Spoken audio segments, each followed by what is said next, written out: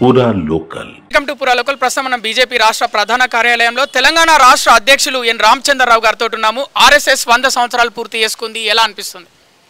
మాకు చాలా గర్వంగా అనిపిస్తుంది. ఆ సంస్థతో మా అందరికీ అనుబంధం. మేము ఆ సంస్థతో బయట వచ్చిన వాళ్ళం. మాకు ఈరోజు ఉన్నటువంటి ఒక క్రమశిక్షణ కానీ, మాకు దేశం పట్ల ప్రేమ కానీ, సమాజం పట్ల సేవాభావం కానీ అదంతా కూడా మాకు ఆర్ఎస్ఎస్ నేర్పింది. 100 సంవత్సరాలు ప్రయాణించినటువంటి ఈ ఆర్ఎస్ఎస్ లక్షలాది మంది, కోట్లాది మంది స్వయం సేవకులని తయారు చేసి దేశానికి అర్పితం చేసేటటువంటి ఒక మనోభావనతో కార్యకర్తలు ఉన్నారు.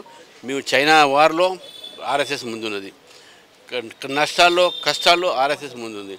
ఎప్పుడు ప్రకృతి విపత్తుతో జరిగినా ఆర్ఎస్ఎస్ ముందుంటుంది. కాబట్టి ఆర్ఎస్ఎస్ స్వయం సేవగా నేను గర్వంగా ఉన్నాను. కొత్తగా ఆర్ఎస్ఎస్లోకి వచ్చే వాళ్ళకి ఏం చెప్పాలనుకుంటున్నారు, రావాలనుకునే వాళ్ళకి? నేను అందరు రావాలనుకుంటున్నాను. అందరు దేశ సేవ, ప్రజాసేవ, దేశ సేవ, మానవ సేవ, తర్వాత మనం దేశం పట్ల మనకు ఉన్నటువంటి ఒక దేశభక్తి భావాన్ని కూడా మనం పెంచుకోవాలి. ఈరోజు అవసరం ఉంది.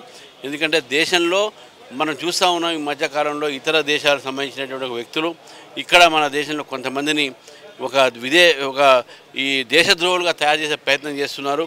కాబట్టి అటువంటి దేశద్రోహాన్ని ఎదుర్కోవాలంటే అందరూ ఆర్ఎస్ఎస్లో చేరండి.